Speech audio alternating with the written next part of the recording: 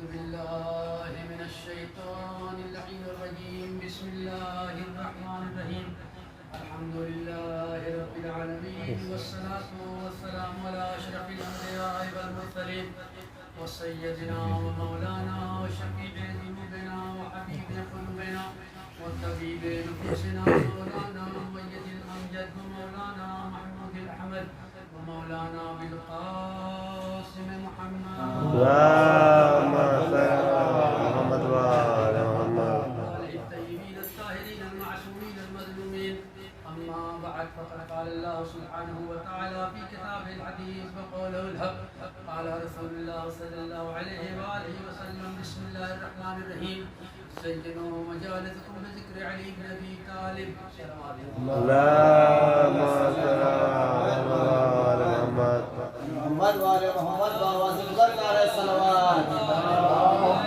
صل على محمد وآل محمد. حاضرین مجلس آپ برابر ساتھیوں کو مجلس سنتے آ رہے ہیں. زینوا مجالسکم بذکر علی بن ابی طالب، اپنی مجلسوں کو زینت دو ذکر علی بن ابی طالب سے.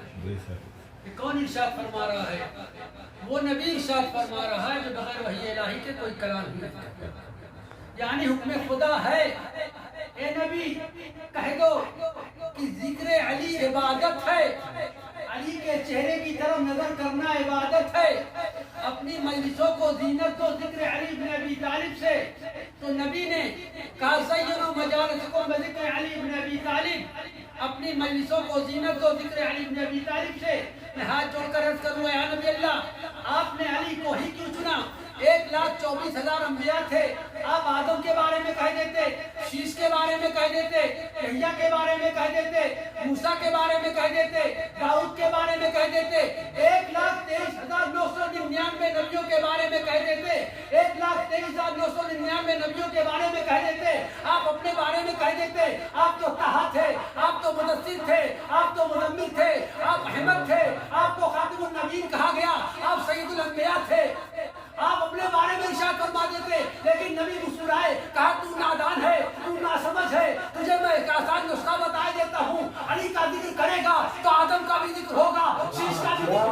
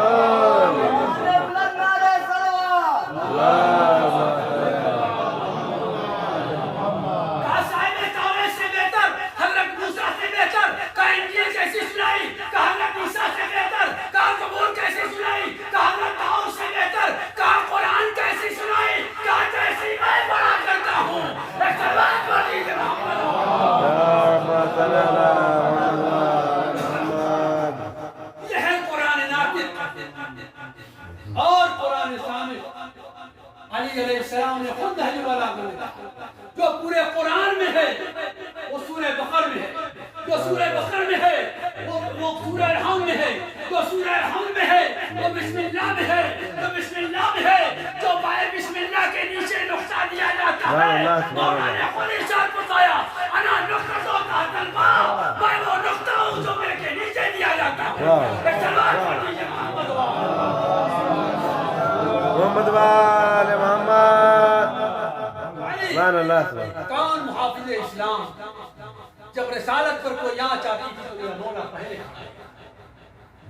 رسول جب دین کی تبلیغ کے لیے نکلتے تھے کوئی پتھر مارتا تھا، کوئی کوڑے پھینکتے تھے۔ یہ رحمت للعالمین خاتم النبیین حضرت محمد مصطفیٰ صلی اللہ علیہ اللہم صلی علی محمد۔ وسلم، لیکن یہ عرب کے لوگ اتنے جاہل تھے اپنی غلطیوں کو زندہ دفن کر دیا کرتے، اپنی غلطیوں کو زندہ دفن کر دیا کرتے۔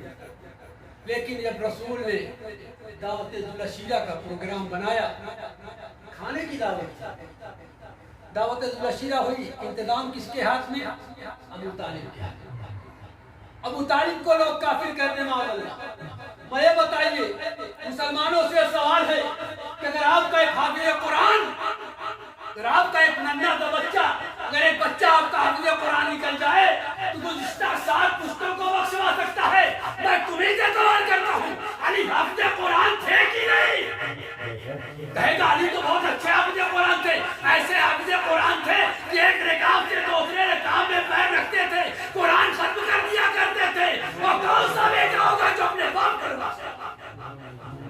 ابو طالب کو کافر کہنے والے اپنا قبلہ ڈھونڈا، تو ابو طالب کو کافر کہتے ہیں۔ ابو طالب کے اوپر رسالت پر کتنا احسان ہے میرے۔ دیکھیے ابو سفیان نے 2 بیٹے پائے، ایک معاویہ بنا ایک یزید بنا۔ ابو طالب نے 2 بیٹے پائے، ایک رسول بنا ایک علی بنا۔ ایک صلوات پڑھ دیجیے محمد۔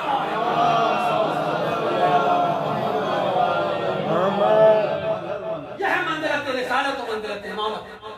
علی کا کوئی معمولی رتبہ نہیں ہے، رسول نے خود کہا علی میرا نفس ہے، علی میرا نفس ہے، علی اللہ کا۔ آپ تو اکثر مجلسوں میں سنا کرتے ہیں علی عین اللہ، علی لسان اللہ، علی وجہ اللہ، علی ید اللہ، علی عضو اللہ، لیکن رسول نے کہا علی میرا نفس ہے۔ تو کہا کہ رسول نے کہا اے علی میں چاند کو 2 ٹکڑے کر سکتا ہوں، تو سورج کو پلٹا سکتا ہے۔ سبحان اللہ۔ یہ ہے منزلت امام ہے۔ دعوت ذوالعشیرہ کا پروگرام رکھا گیا، مینجمنٹ کس کے ہاتھ میں دیا گیا؟ ابو طالب کے ہاتھ میں دیا گیا۔ دعوت ہوئی، ایک پیالہ سالن، سارے بڑے بڑے پیٹ والے جمع ہوئے۔ اب کھانا شکم سیر ہو کے کھایا۔ جب کھانا کھا چکے تو مرتبہ ابو جہل اٹھا، جیسے حضرت رسول خدا کچھ کہنے کے لیے اٹھے، ابو جہل اٹھا، کہا بھاگو، میں تم سے کہتا تھا نبی معاذ اللہ جادوگر ہیں، تو ایک پیالے سالن میں پورے مجمع کو کھلا دیا، ایک پیالے سالن میں پورے مجمع کو کھلا دیا۔ ایک دن بھاگے، 2 دن بھاگے، تیسرا دن جب ایک مرتبہ رسول گھر میں بیٹھے ہوئے ہیں، رسول مایوس ہیں، ابو طالب آئے، کہا بیٹا محمد کیا بات ہے، کیوں مایوس ہو؟ کہا یار اب میرے چچا یہ سدھرنے والے نہیں ہیں۔ کہا نہیں، کل تم دیکھنا کیا ہوتا ہے۔ اب سارا مجمع جمع ہوا، کھانا کھا چکے، پیٹ بھر گیا۔ ایک مرتبہ جیسے ہی نبی کچھ کہنے کے لیے اٹھے، ابو جہل نے کچھ کہنا چاہا، ابو طالب نے تلوار کو نیام سے نکال لیا۔ کہا اے علی دروازے پر کنڈی لگا دو، دیکھتا ہوں اس کے ماں نے کتنا دودھ پیا۔ جو ایک قدم آگے بڑھا دے، ایک صلوات پڑھ دیجیے محمد۔ اللہم صلی علی محمد وآل محمد۔ اب ابو طالب رسول نے کہتے ہیں، یہاں پہ ابو طالب نے رسول نہیں کہا بلغ یا محمد، جو کہنا ہے کہہ دو۔ اب اللہ کو یہ بلغ کتنا پسند آ گیا تو ہر جزاء الاحسان الا الاحسان۔ کہا ابو طالب میں احسان کا بدلہ احسان سے دیا کرتا ہوں، آج تم نے میرے محبوب کے لیے لفظ بلغ کا استعمال کیا ہے، کل سوالات حاجیوں کے درمیان تمہارے بیٹے کو اٹھا کر اگر رسول سے مرکز تو مولا ہو تو مجھے رسول خدا رکھا۔ ایک سوال چھوڑ دیجیے۔ اللهم صل على محمد وآل محمد یا علی سبحان اللہ یہ ہے منظر زینوا وجالسکم ذکر علی بن ابی طالب جناب سلیمان ان کے بارے میں ارشاد فرما دیتے رسول اللہ نہیں ارشاد فرما کون سلیمان جس کی حکومت سلطنت حکومت سب سے بڑی ہواؤں پر سلیمان کی حکومت چرندوں پر سلیمان کی حکومت فضاؤں پر جناب سلیمان کی حکومت اب ایک مرتبہ کا واقعہ ہے کہ یہ وادی نمل آپ قرآن میں سورہ نمل آپ پڑھتے رہتے ہیں وادی نمل میں چوٹیوں کا گروہ رہتا تھا ایک مرتبہ ادھر سے جناب سلیمان کا گزر ہونے لگا چوٹیوں کے سردار نے کہا اپنی اپنی بلوں میں چلے جاؤ کہیں ایسا نہ ہو کہ نبی کا قافلہ ہم کو کچھ چلتا ہوا چلا جائے اب آپ اندازہ لگائیے کہ چوٹی کو اس نبی پر اتنا بھروسہ نہیں ہے کہ نبی غلطی نہیں کرتا چوٹی کے سردار نے کہا دیکھو ایسا نہ ہو کہ سلیمان کا قافلہ ہم کو رونتا ہوا نہ چلا جائے ارے یہی چوٹی جب ایک مرتبہ علی کے سامنے شیشی میں رکھ کر لائی گئی ایک مرتبہ میرے مولا نے بتایا کہا دیکھو جو تمہارے شیشی انڈیا کے اندر جو چوٹی ہے وہ محفوظ ہے وہ اپنا رزق پا رہی ہے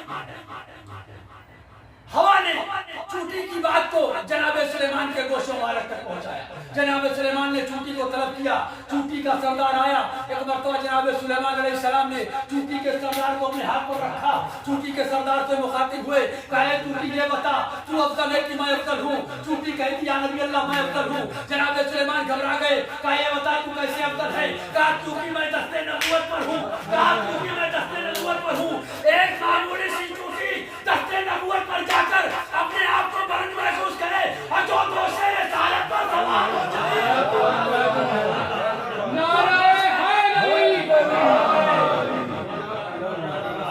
جو دوسرے رسالت پر سوار ہو جائے اور اس سے رسول پوچھے اے علی اپنے آپ کو کتنا بلند محسوس کر رہے ہو علی مسکرا کر کہتے ہیں اے نبی اللہ اگر چاہوں تو آسمان کی ذات اور طبقوں کو چھو سکتا ہوں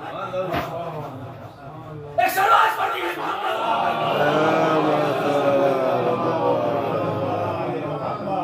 دیکھیے فرش حسین ایک ایسی جگہ ہے جہاں سے کو کچھ ملتا ہے اچھا ملتا ہے کہ آج آپ اکثر مجلسوں میں جائے کرتے ہیں کتنا بھی جاہل انسان ہو اس کو کچھ بھی نہ معلوم اگر وہ فرش حسین پر مکمل بیٹھے گا تو اس کے اندر اتنا علم ہو جائے گا کہ وہ پڑھے لکھے سے اچھا اپنے آپ کو ثابت کرے کیونکہ ایسا درد لوگ بیٹھ کر فرش حسین پر اگر سیاست کریں لوگ بیٹھ کر اسی منبر پر سیاست کریں جو وارث بیسم ہے وہ میلاد علی میں وہ مجلس سرور میں ایک خط پہ چلا آتا ہے سودا نہیں کرتا اور جو ذکر علی کرتا ہے پیسوں کی حوث میں وہ دشمن حیدر پہ تمنا نہیں کرتا لیکن بیٹھ کر فرش حسین پر یہ مولانا نے اچھی مجلس پڑھی وہ مولانا نہیں پڑھ پائے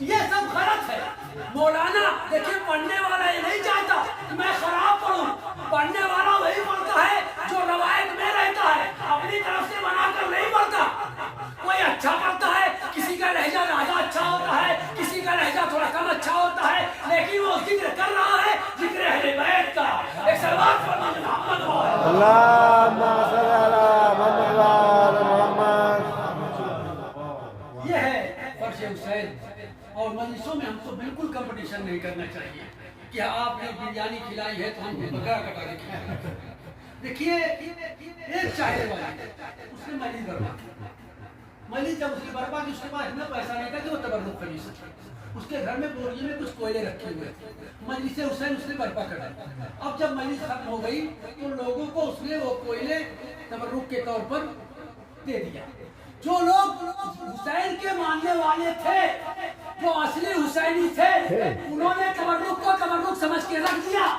لیکن کچھ لوگوں نے کوئلہ سمجھ کر پھینک دیا لیکن جب وہ پلٹ کر دیکھا تو کوئی یاقوت بن گیا تھا کوئی لولو بن گیا تھا کوئی مرجان بن گیا تھا ایک سلوات پڑھ لیجیے محمد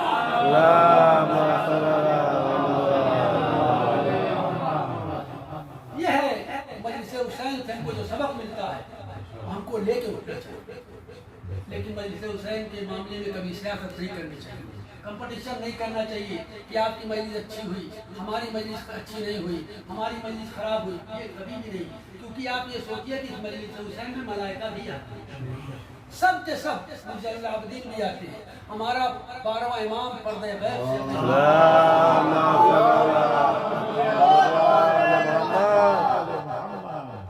एक मरतबा का वाक़या है।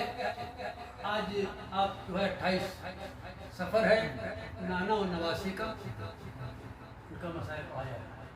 एक मरतबा का वाक़या है कि यमन से बादशाह ने एक यहाँ से पहले मदीने से ख़त लिखकर, ये झूठे लोग तो मौजूद थे, रसूल के सहाबी, देखिए रसूल के सहाबी कैसे थे, जैसे दांत के बीच में ज़बान होती है, दांत के बीच में जैसे ज़बान होती है।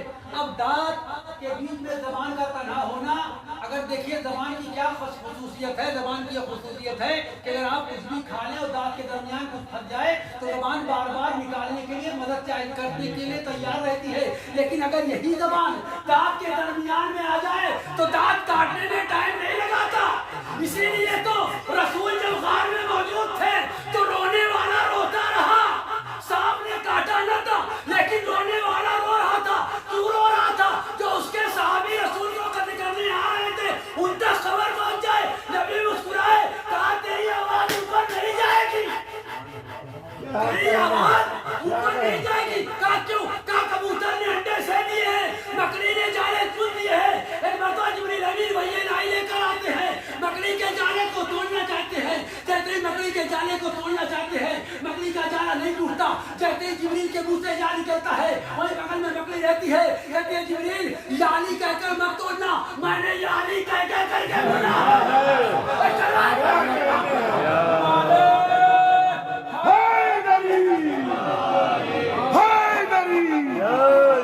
आवाज़ बुलंद नारे सलवात।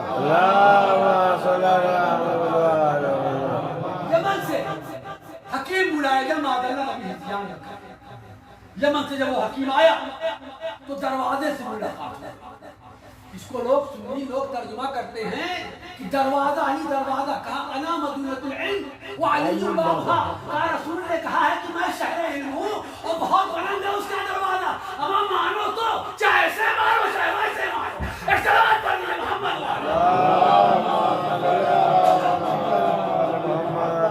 अली से मुलाकात।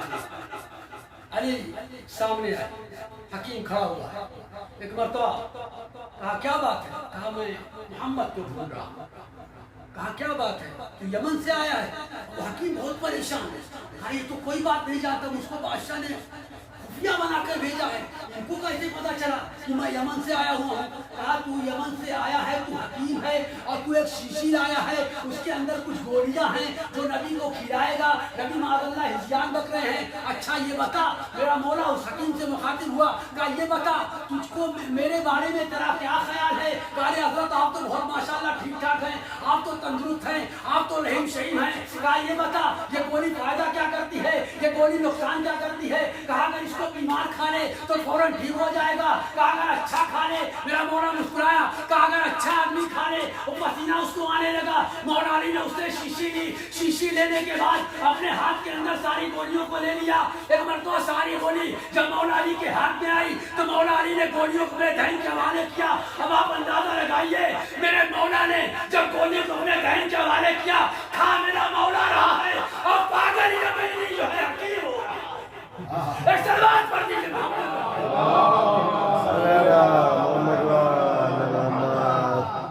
ये है मंज़िलत अली इब्न अबी तालिब। अब अदारो जुमले मसाइल को आपकी ज़रूरत तमाम।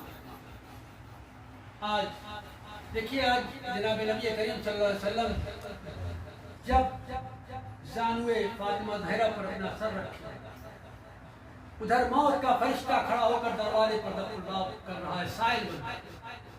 एक मरतबा मलकुल मौत दरवाजे पर खड़े हुए हैं, आवाज देते हैं। फातिमा ज़हरा कहती हैं ए साइल अभी लौट जा, भी मेरा बाबा अली है, अभी ठहर जा, मेरा बाबा अली है। दूसरी बार भी साइल आवाज देता है, फिर फातिमा ज़हरा वही जवाब देती हैं جیسے ہی تیسری بار اس شاعر نے آواز دیا اتنی دردناک ملک الموت کی آواز تھی کہ جناب فاطمہ تھرا گئی. فاطمہ زہرا کی آنکھوں سے اشک جاری ہو گیا. رسول کے چہرے پر مبارک پر جب رسول کی آنکھ کے آنسو گرا ہے ایک مرتبہ رسول نے آنکھیں کھول دی. کہا بیٹی فاطمہ زہرا کیوں رو رہی ہو, کیوں گریا کر رہی ہو؟ کہا بابا ایک شاعر دروازے پر کھڑا ہوا ہے, وہ بار بار اجازت طلب کر رہا ہے. رسول خدا نے ارشاد فرمایا اے بیٹی فاطمہ یہ تیرے در کا شرف ہے جو موت کا فرشتہ کھڑا ہو کر اجازت مانگ رہا ہے. جناب ملک الموت گھر کے اندر آئے, رسول نے نماز ادا کی. ملک الموت نے جناب رسول خدا کی روح قبض کی. عزادارو آج کس کا مصائب؟ وہ مصائب جسے امیر کہا جاتا ہے. عزادارو وہ امیر حسن ہے جسے 2 کفن دیا گیا, جس کا بیٹا 4 سال کا قاسم ہے. عزادارو ذرا غریب کو یاد کریے, ارے جس کی 4 سالہ سکینہ ہو اسے غریب کہا جاتا ہے. ارے جو بستر پر تڑپے قاسم کے سامنے وہ امیر ہے, اور جو جلتی ہوئی ریتی پر تڑپے ارے وہ غریب ہے. عزادارو امام حسن کو زہر دیا گیا. عزادارو زہر کتنا خطرناک تھا. جب امام حسین کے کلیجے کے طرف پہنچا وہ زہر, جب کلیجے کے قریب پہنچا ہے تو روایت بتاتی ہے کہ عزادارو یہ زہر اتنا سخت تھا کہ کلیجہ ٹکڑے ہونے لگا. عزادارو امام حسن علیہ السلام نے امام حسین کو بلایا, سب کو بلایا, طلب کیا, قاسم کو قریب بلایا. عزادارو زمین سے ایک مٹھ خاک اٹھائی. ایک مٹھ خاک اٹھانے کے بعد جناب قاسم کے سر پر ڈال دی. قاسم کو قریب بلایا, گریبان کو چاک کر دیا. کہا جاؤ ممی اماں کو بلا لاؤ. عزادارو جناب قاسم جب ممی اماں کے دروازے پر پہنچے تو جناب قاسم اندر نہ گئے, کیونکہ کہا گیا تھا دیکھو تمہاری ممی نماز تہجد پڑھ رہی ہوگی, اسے پریشان مت کرنا. عزادارو جناب قاسم دروازے پر بیٹھ گئے. ایک مرتبہ قاسم بیٹھ گئے اور بلند آواز میں گریہ کر رہے ہیں. اگر عزادارو گریہ اس لیے کر رہے ہیں, قاسم امام تھے. عزادارو قاسم کا باپ بستر پر تڑپ رہا ہے. عزادارو ایک مرتبہ فضا آواز بولنے کی سنتی ہے. ایک مرتبہ زینب سے کہتی ہے دروازے پر کوئی رو رہا ہے. عزادارو زینب نے جب سنا کہے فضا ارے یہ تو میرے قاسم کی آواز ہے. اجرکم اللہ, خدا آپ کو کوئی غم نہ دے سوائے غم مظلوم کربلا کے. عزادارو سنیے مصائب حسن. عزادارو کلیجہ پھٹ جائے گا. ایک مرتبہ جناب زینب نے جب دروازہ کھولا قاسم کو دیکھا. ارے قاسم کو دیکھنے کے بعد ارے کہتی ہے ارے یہ تو میرے امام کا یتیم قاسم ہو گیا ہے. عزادارو ام کلثوم سے کہتی ہے اے ام کلثوم ارے میرا نقاب لاؤ. ام کلثوم سے کہا تم نقاب پہنو. نقاب کو پہنا. امام حسن کے گھر کی طرف روانہ ہوئی. عزادارو امام حسن کے قریب آئی. عزادارو آپ سن سکیں گے مسائل. عزادارو امام جناب حسن کے قریب آئی. ایک مرتبہ امام حسن نے جب دیکھا سب کے سب لوگ جمع ہو گئے, جناب ام کلثوم بھی آ گئی, جناب زینب بھی آ گئی, جناب عبداللہ بھی آ گئے, سب کے سب لوگ آ گئے. ایک مرتبہ امام حسین کا ہاتھ جناب حسن کے ہاتھ میں ہے. عزادارو ایک مرتبہ حسن کہتے ہیں اے حسین ارے میرا غازی نظر نہیں آ رہا ہے. کیا غازی کو خبر نہیں ہے؟ ایک مرتبہ امام حسین نے دروازے کی طرف اشارہ کیا. ارے امام حسن نے جب منظر دیکھا, کیا دیکھا کہ عباس اپنے سر کو دیوار پر مار رہے ہیں. امام حسن کہتے ہیں اے عباس کیا گھر میں نہ آؤ گے؟ عباس طرف کر کہتے ہیں اے میرے بھیا حسن ارے میں گھر میں کیسے آؤں؟ ارے زینب ام کلثوم ان کے سر پر چادر نہیں ہے. اجرکم اللہ, خدا آپ کو کوئی غم نہ دے سوائے غم مظلوم کربلا کے. عزادارو جنازہ تیار. عزادارو جناب امام حسن تڑپ رہے ہیں. ایک مرتبہ زینب جناب امام حسن کشتی آنے لگی. زینب نے کشتی کو آگے بڑھایا. روایت بتاتی ہے کہ اب ایک ایک کر کے امام حسن کے کلیجے کے ٹکڑے ارے دشت میں آنے لگے. عزادارو ارے امام حسین کے کلیجے کے 72 ٹکڑے دشت کے اندر آ گرے. امام حسن کی روح قبض حضور سے پرواز کر گئی. عزادارو امام حسن حسن کا غسل دیا گیا. غسل کس نے دیا؟ امام حسین زین العابدین علیہ السلام نے دیا. غسل و کفن دیا گیا. جنازہ تیار ہوا. ادادار و منادی نے ندا دی. اے مدینے والو، ارے نواز رسول کا جنازہ ہے، جس کو شریک ہونا ہے ارے شریک ہو جائے. ادادارو جنازہ چلا. کس طرف چلا؟ ارے نبی کے بازو میں دفن ہونے کے لیے. ارے ایک ملعونہ ارے خچر پر بیٹھ کر آئی. ارے کہاں لاش اثر کہاں لے جا رہے ہو؟ کہاں رسول کے بغل میں؟ ارے اس نے اشارہ کیا. اشارے کا کرنا تھا، اشارے کا کرنا تھا کہ ہر طرف سے تیر آنے لگے، ہر طرف سے تیر آنے لگے. ادادارو ارے تیر امام حسین کے جنازے پر لگ رہے تھے. امام حسین کا امامے کا کپڑا ارے گلے میں آ گیا. امام حسین ارے گھبرا کے تابوت کے آگے آتے ہیں. ارے کہتے اجرک من اللہ کانا مارو. ارے میں جنازے کو واپس لے جا رہا ہوں. ادادارو ارے کسی غریب کا جنازہ اگر اپنے گھر سے نکلتا ہے تو وہ ایک بار گھر سے نکلتا ہے، دوبارہ گھر میں واپس نہیں آتا. مگر ہائے میرا مظلوم حسن جس کا لاشا دوبارہ گھر میں آیا. ادادارو روایت بتاتی ہے ارے کوئی تیر زینب نکال نہیں ہے، کوئی تیر ام کلثوم نکال نہیں ہے. ادادارو امام حسن کو دو کفن دیا گیا. ایک مرتبہ ارے ام فروا یہ منظر نہ دیکھ سکی. کہے بیٹا قاسم ارے جب تو جوان ہونا تو یہ منظر یاد رکھنا کہ تیرے بابا کا جنازہ ارے قبرستان کی جانب سے واپس آیا. میں کہوں گا ام فروا ارے آج تو بڑا تجھے خیال ہے. ارے ذرا کربلا کے میدان میں آؤ. ارے تمہارا قاسم ارے جس کی لاش میں بولے دوڑ گئے، ارے لاش کے ٹکڑے ہو گئے. ادادارو میں کہوں گا اے مولا امام حسن ارے آپ تو بہت خوش نصیب تھے.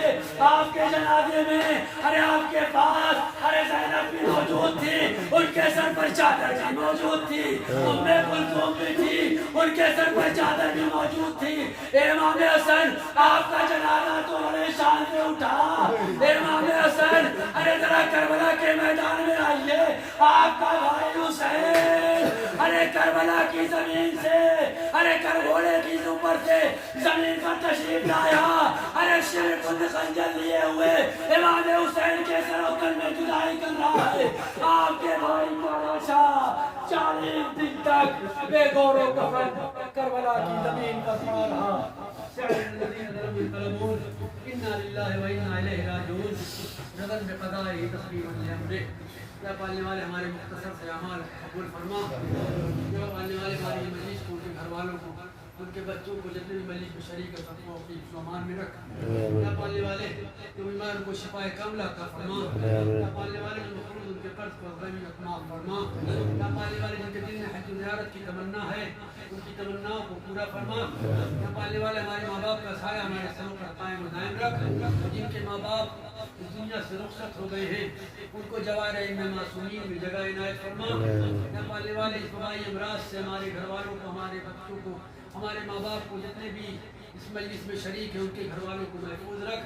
ہمارے بارے میں امام محمد مہدی رضی اللہ تعالیٰ کے ظہور میں تعجیل عطا فرما اور ہم کو ان کے امان و انصار میں شمار فرما.